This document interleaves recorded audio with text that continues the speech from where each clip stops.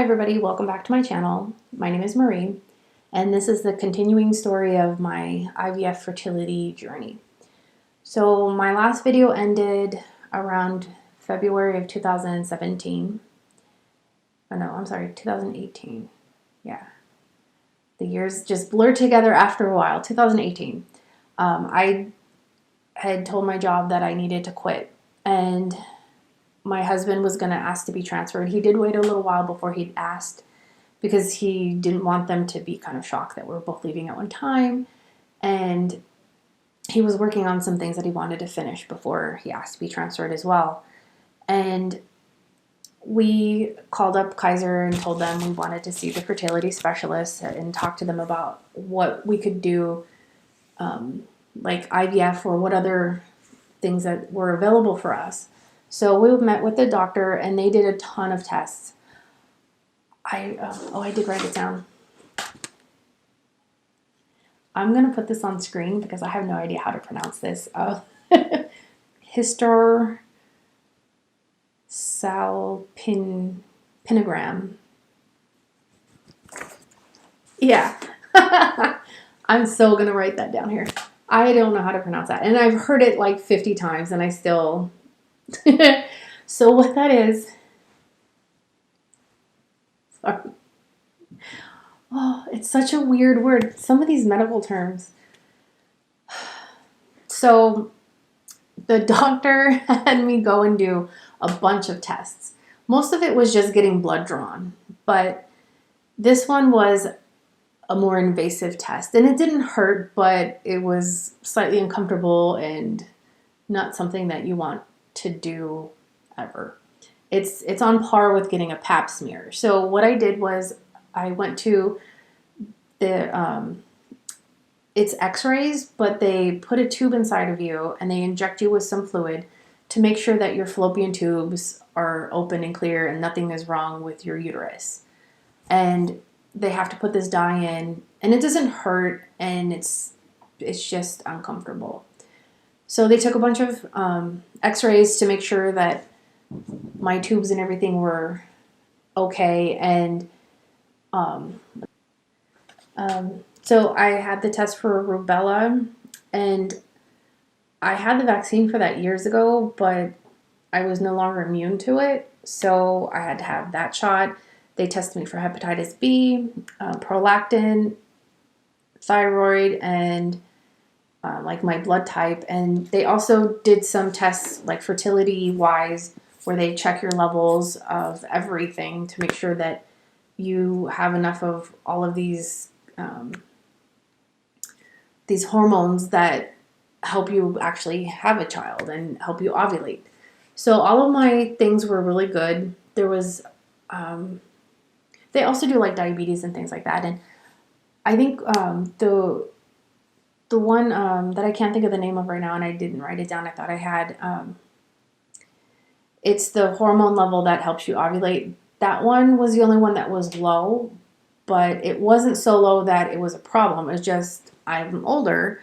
I was 38. So, no, I'm sorry. I was 39 at this point. So the older you get, the lower that number gets. But I still have enough of it. And currently today, I still have a pretty good number for somebody my age. It's not zero. So he was not concerned about any of those things.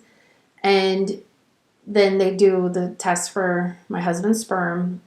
His sperm was a little low, and then my age just wasn't helping. And I do have a cyst on my left ovary, and I think I mentioned that in another video.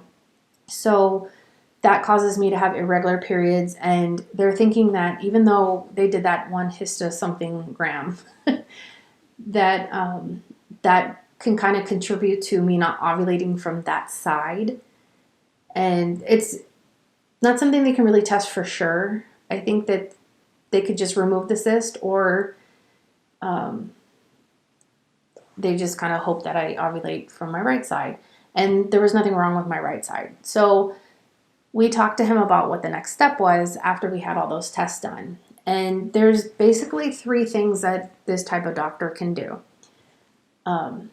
I have the fan on. Normally I don't have the fan on, but it's really hot in here and keeps blowing little hairs in my face. Sorry. It's like poking me in the eye too. You can't see that, but I can feel it. Sorry. So there's like kind of 3 levels of the IVF process. One is they give you some pills and it helps you ovulate multiple eggs. They don't guarantee that you're going to have multiple children. They said it's pretty rare, but it does happen. And it's a very cost-effective way to try and have a baby because it's just like one set of pills that they give you, and then you have to go in for an ultrasound right before they give you the pills to make sure that your eggs, they're like little fibers, and the eggs are kind of at the end of it, and they just make sure that those are ready, and then they give you the pills that make 5 of them come out at one time. Then the next step is something very similar to that, but it's injected shots instead. And then the next step is actually doing IVF, where they harvest your eggs, get the sperm, put them together, and then put it back inside of you. So we were like, okay, how much is the IVF? And it's about $20,000. It's not cheap, but we were like, okay, well, neither of us is actually infertile. We just want help trying to actually have a baby. So we decided to do the one where it's just taking some pills. Again, weirdest stuff always happens to me, and whatever minute side effect that is going to happen from a medication happens to me. So I took the medication for 2 of the 5 or 6 days I was supposed to take it. On the second day, I woke up really early in the morning with vertigo. I'm laying down flat, and I felt like I was about to fall off the bed because my head was spinning so bad. And I sat up and I was like, whoa. And there's only one other time that I actually felt really dizzy like that, and that was when I was pregnant. And I was about 4 months along, and you can't lay on your back at a certain point because the pressure from the fetus pushes on something in your lower back, and it causes you to feel dizzy. And then that's when I just started sleeping on my side. But this was even worse than that. Like, that was dizzy, and I sit up and I'm like, oh, okay, I'm good. This was, I sat up and I'm like, oh, the room was spinning and I didn't feel good. So I called the doctor, and he had mentioned that that was a possible side effect. And I talked to the nurse, and she was like, okay, you can't take the medication anymore, and this should go away in a day or 2. If it doesn't, call us back. 2 days later, I still couldn't sleep at all. I couldn't lay down flat, even bending forward to tie my shoe or to pick up something off the floor. Oh my God, my head was just spinning. I ended up sleeping. My husband has, when we met, he had a love seat, like a lazy boy recliner love seat. That's what I was sleeping in because I couldn't lay down all the way. I could lay backwards and, have my feet up a little bit and, like a lazy boy, but I couldn't lay down flat on the bed. My head was spinning way too much.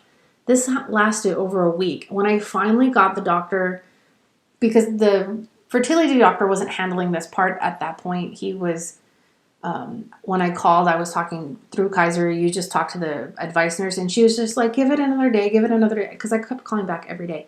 When they finally let me go and see an actual doctor about the problem, they lean you back because they want to see your eyes spin. It didn't happen. And I'm like, now, it was doing it earlier that morning, and then when I'm finally there in the afternoon, it stopped. And I'm like, oh. I was just like, I swear I was doing it earlier. And he's just like, okay. And they send you this video on how you can kind of get rid of it yourself, where you lay down and you tilt your head this way and that way, and you do this thing because it's like a little crystal in your inner ear that becomes lodged in the wrong place, and you have to do all this stuff to get rid of it. But still, I tried doing that myself, and I couldn't do it myself. I needed somebody to adjust my head, like a chiropractor kind of adjust you. I needed somebody to do it for me, and then it stopped that day. And I'm like, within a few hours of me finally getting an appointment, I was like, okay, I look like an idiot. But because that side effect happened, we couldn't do that type of treatment. And around this time, my husband was approved to be transferred. So we started packing, and I was also, when he first started talking about being transferred, we only knew of one other place in the U.S. that his company had an office, and that was North Carolina.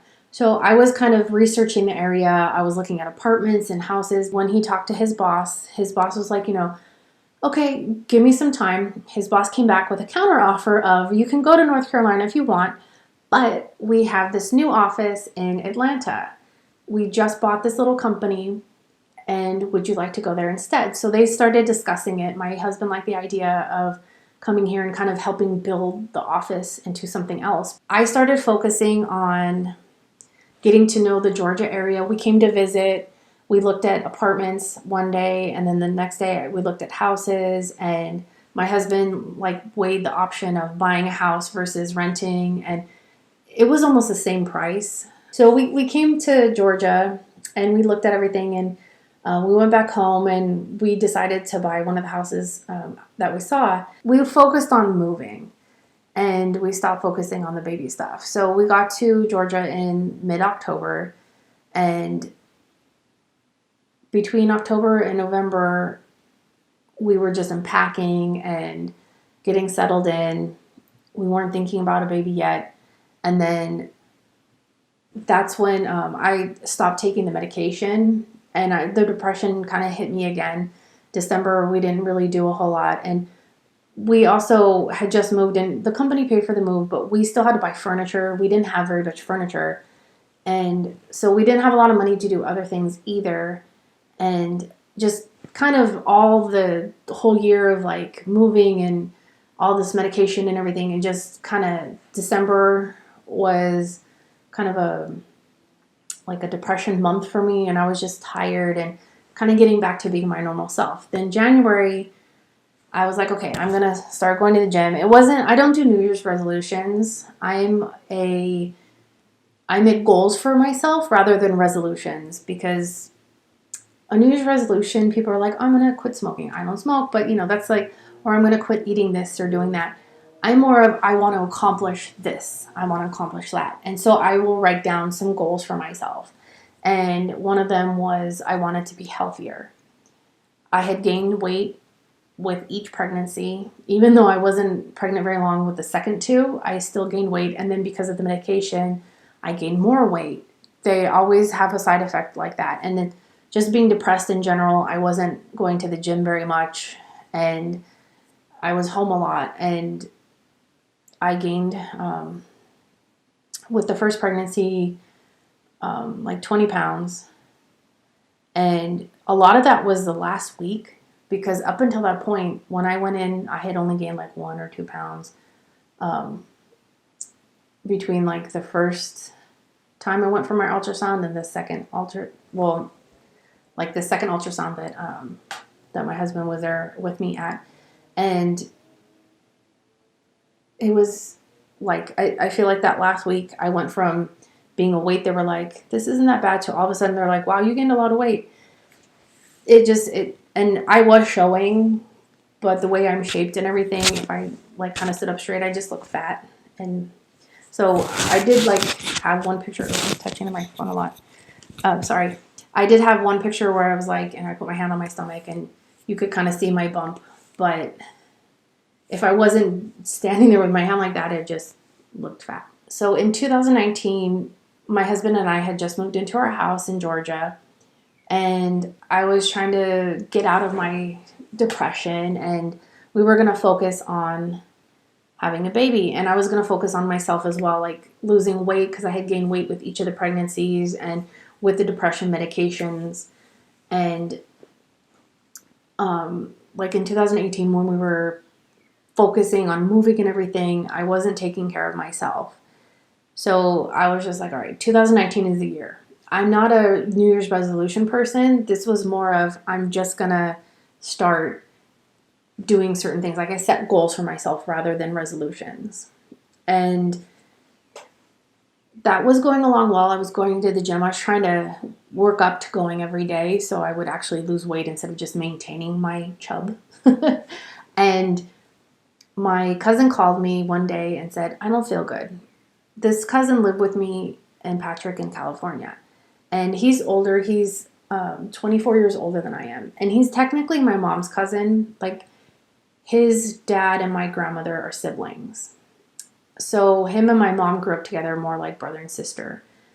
And she lives in Washington. So he wasn't going to call her. And I had taken care of my uncle before he died, and he treated me like a grandkid. He was really good to me. So he and I were kind of close, and so he calls me and he's just like, I'm scared. I'm like, go to the doctor. Like, he has congestive heart failure. And I called my friend and I was like, can you take him? Because I don't think he'll go if somebody doesn't just physically drive him 2 minutes down the street. It's down, you just go out to the block of the street that we lived on and then drive down the street. And there was the hospital and the doctor's office. 2 minutes. He wouldn't go. So she took him and he went in, and right away they were like, you need to go to the ER. His blood pressure was so high. They're like, we don't know if you actually had a heart attack or if you're having one right now because your blood pressure is ridiculously high. So she called me. She's like, he has to go to the ER. I'm like, okay, well, can you take him? And she's like, yeah, no problem. And she knows everybody who works there. So, that wasn't a big deal for her. And so she called me later on. She's like, okay, they're going to admit him. I'm like, okay, I'll fly out. So I came to California, and I originally thought I'll be here a week. We'll see how things go. And we took, he was in the hospital for a few days. They didn't keep him as long as the first time it had happened. The first time he was there for 10 days. This time he was only there for like 4. He didn't have insurance anymore, so they were just patch him up, kick him out.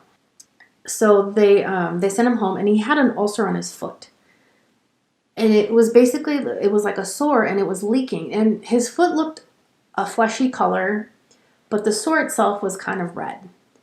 Well, like 3 days later, his foot was purple. And I was helping him with this. I was cleaning it and everything, but he wasn't getting enough of the fluid out of his system quick enough, so it was coming out of this sore. And then his foot was turning purple. And I'm like, okay, my grandma had diabetes, and I know that that's not a good thing. Like, he looked like he was about to lose a toe. And I was just like, you're going to hate this, but we're going back to the doctor. There's no way that your purple foot, swollen like that and oozing fluid, is normal. Because I was just like, that's not okay.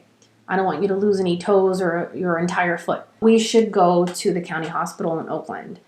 And they have a reputation, because it's Oakland, of being ghetto. But the doctors there are top-notch doctors. They were amazing. They had a specialist come in and look at his foot. She x-rayed it to make sure that it wasn't infected and that, the bone was okay. And they had all these people come by and check on him. And they did want to admit him because they were like, your heart is still, your blood pressure is way too high, even with all the medications you're taking, everything. They're like, you're not okay. And he shouldn't have been discharged from the hospital originally. And the first hospital said, we think you had a heart attack, but we're not sure. This one was like, you definitely had a heart attack, because they did all these other tests and they found the levels and everything were indicative of him having a heart attack. So they were like, we're going to admit you. It took him 3 days to get him in bed. So he did have to stay in the ER, which is where I think that the ghetto part comes from. But you're getting your life saved. It's like, who's going to complain about that? I'm not going to complain. I think they did a wonderful job. And so they did another test where he had some radioactive material put in him. So they were like, you can't be closer than 5 feet today. He's radioactive. And I was like, okay. So I kept kind of leaning closer when we were talking. They're like, back up. I'm like, okay. And then they finally got him into his own room. And then they did another test because they were seeing if they could put stents in his heart instead of doing the actual bypass surgery. But when they did that, they came back pretty fast. It was within an hour of him going under, me saying, okay, I'll see you in a little bit. And they came out, they're like, we're going to have to do the triple bypass. We can't just put the stent in. And I was like, okay. So then they ended up moving him to a different hospital because the doctor who did that was at a different hospital, but this was all covered in the Medi-Cal thing. Oh my God. I'm going to get political for a second. This country needs Medicare for all. Our system is broken and we just need it. Some people are lucky enough to have good jobs where this stuff is covered and others aren't. And you shouldn't have to lose your life because you're poor. Your life is worth more than money. So back to my regular story. So he had the triple bypass and everything, and I had stayed extra. I was only going to be there a week, but then I ended up staying, I think, like 2 or 3 weeks. I can't remember exactly how long. And then they put him into a kind of like a convalescent hospital, like a rehab place. And from there, he was there for like 3 weeks. So when he was there, I stayed with him a couple days, and then I came back to Georgia because I hadn't planned on any of that stuff happening. And I was just like, okay, I have my plane ticket, and I wanted to come home and get some more things because I knew I was going to have to stay in California for longer. And I came back for 2 weeks, and while I was here, I had already thought about also, and I didn't tell my cousin this at that point, he needed to retire, and he couldn't live alone in California anymore. He couldn't afford to live in the house, even though he had inherited it from his parents, with the amount of money that he was going to get from his pension, or what, it's not pension, what do you call that, Social Security. And I didn't know that he had a 401k. He kind of mentioned it, but I didn't know what was in it. I just had no idea. So I'm like, okay, he can't afford to live there month to month with all the bills and everything. And just like the PG&E and food and all that stuff, he wouldn't have had money left over to pay the property tax. And they're fairly low, but it's still, I was just like, he's going to be scrimping and saving, and he's not good at budgeting his own money. And we talked to a woman who helped us with my uncle's estate after he passed away. We're still processing that, and we're at the very last step, but with the coronavirus and everything, I haven't bugged her too much. When this is over with, I'm going to be like, okay, did we finally finish the last step, or what's going on with that? Because I know I filled out something and I sent it to the IRS, and I think we just haven't got back whatever paper that we're supposed to do to finally give it to the court in California to close this out. But she helped with all of that, and I told her, I'm like, he needs to have a trust done, because my grandmother had a trust and not a will. And when she passed away, there was one piece of paper from that trust that my mom took down to the courthouse and had the house put in her name. And I told my cousin, I was like, I don't care who you leave your stuff to. You can leave it to me. You could leave it to my mom. You could leave it to your other cousin in LA. You could leave it to a charity, whatever. I'm like, you need to do something though, because I don't want to go through what we're going through right now with your stuff, because I'm going to be the one to handle all of this. And he was like, okay, that's fair enough. Even with the will, it's just the probate process is so tedious and it's expensive, but a trust, so much easier. It's not right for everybody, but for me, I was just like, I think this would be easier. I'm like, you chat with her about what you're going to do, who you're going to leave things to. They chatted, and he also made me power of attorney financially and medically. And that's where I was like, okay, I'm going to have to pull out this little form, because she put everything in like a nice binder for us, and we do have it scanned digitally as well. But I was just like, I'm going to have to pull this out and, use it, because I know he's going to be upset that I'm going to make him move. But I was just like, he's not being responsible for himself, and I'm going to be the one to have to do it. So I moved him to Florida, the home of the retiree. And he's also much closer to me. I can drive there instead of having to fly. And I found this great place called The Villages. Some people think it's really expensive. And then other people, like for us, coming from California, I'm like, wow, this is actually pretty affordable. He got a nice little 2-bedroom house that was furnished. It came with a golf cart. You can drive a golf cart everywhere. I love it. Every time I go there, I'm like, forget my car. I'm in the golf cart driving around. It's awesome. It sounds crazy, but it's so fun. And then there's just everybody's your age or within your age group. There's people who are in their late 50s, and there's people who are in their 80s, but the majority of the people are in their mid 60s, and he's in his mid 60s.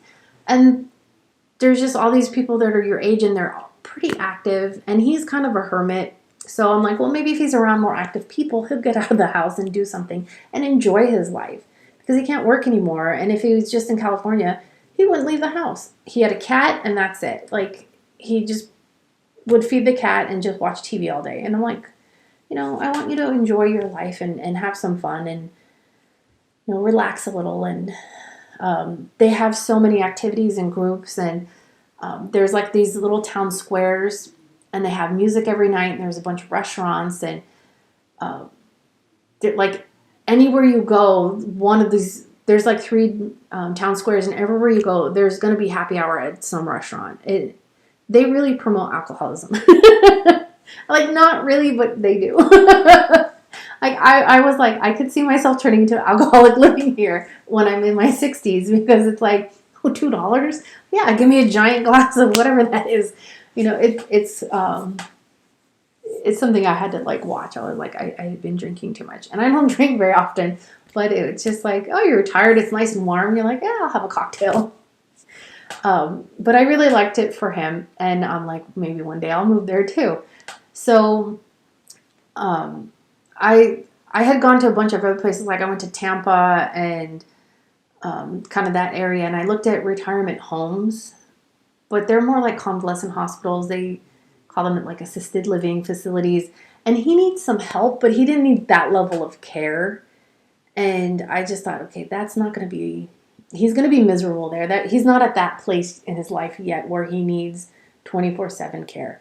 I was thinking he was. I kind of overreacted, but he didn't know that I was overreacting because I didn't tell him. But I decided to move him to the Villages, and I was like, okay, I got to get him to think about that. And I went online and I filled out some form, and they sent me a video and a packet and everything. Even though you can find everything online, like the DVD, he feels more comfortable watching that than, now he's like totally into YouTube, but maybe he'll see this. But he saw the video and everything, and he's like, okay, that's not bad. And we went and visited, and he's just like, okay, I'll live here. So we rented a place for him for a few months, and we looked for a house, and we found a place for him. And then I went back to California, and I started packing up his house there. And we had gone through a lot before we actually went to Florida, but there was so much work that needed to be done. And my uncle, when he passed away, my aunt passed away first when I was like in junior high. And my uncle passed away about 10 years ago, and he left everything to my cousin. And I talked to the woman who was helping us, and I think like she didn't explain it very well. There was some money that my uncle had left, and it's estate money. We're not allowed to spend it. But I didn't ask her, and she didn't really clarify. We're allowed to spend it on the estate, which the house is part of. So I was like, we have to fix this house up. There was like a hole in the shower where the tiles had fallen out, and my husband put a really thick piece of plastic over it, like plexiglass. And it's just like, we can't rent this house out to somebody or even sell it at this point the way it is. It needed a lot of work because nothing had really been done since the 70s. That wasn't like, the water heater broke, that was replaced. The washer and dryer broke, those were replaced. I had done a lot of work to the house myself when I was living there, but like the bathrooms, they were from the 50s. When the house was originally built, they needed to be redone. And there was a lot of water damage in the shower. The second bathroom, the master bath, was the one that was really, really bad. The main house bathroom wasn't as bad, but it did need to be updated. It didn't have a shower. It was just a tub. And I had put plastic on the walls and then hung one of those hand shower things that had an adjustable thing on it. So it kind of turned it into a shower, and then I just put a shower curtain up. So it looked ghetto. It was like, this is sad. It worked. It kept it from, the walls being destroyed, but it was still like, that's not a proper bathroom. And I talked to the lady that was helping us, and I was like, can we use the money to fix the house? She's like, yeah, the house is part of the estate. You can totally use that money to fix the house. And I was like, oh, I wish I knew that years ago, because I would have fixed all this stuff while I was living there. But it kind of did help that nobody was really living there. My friend, the one that worked in the ER, I invited her to stay because I didn't want to leave the house alone while I wasn't there and while my cousin wasn't there. So she was kind of watching the house for me. And she lived so close also. And she lived with her son lived with her and his kids, and she was kind of getting like tired of living with them. And it was just so many people, and she wanted to be grandma, not parenting the entire household. And so she was like, she had been saying, I really want to find another place to live. My husband and I are like done living with my kids. And so it was kind of like great timing for both of us. I'm like, well, while you're looking for a place, you want to stay at my place and like watch it for me. And she's like, okay. So they were there, but it wasn't the same as like having my cousin and all his stuff there. So we cleaned the entire house. It took a couple months. So I spent almost all of 2019 going between California, Florida, and Georgia and cleaning out his house and making sure that all the repairs were done, and like we put a new kitchen, both the bathrooms were done. I put new floor in, and insulated the house. It didn't have much insulation in it, and like a new heater. The heater was from the 50s. It looked like the movie Robots, the main character, the little blue robot. It looked like that. That's how old this thing was. And like the roof also had to be replaced. Sorry, this one hair keeps getting on my face and poking me. It just was so much work to be done. And I spent the entire year focusing on that. And when I finally like came home and like relaxed, it took me about a month.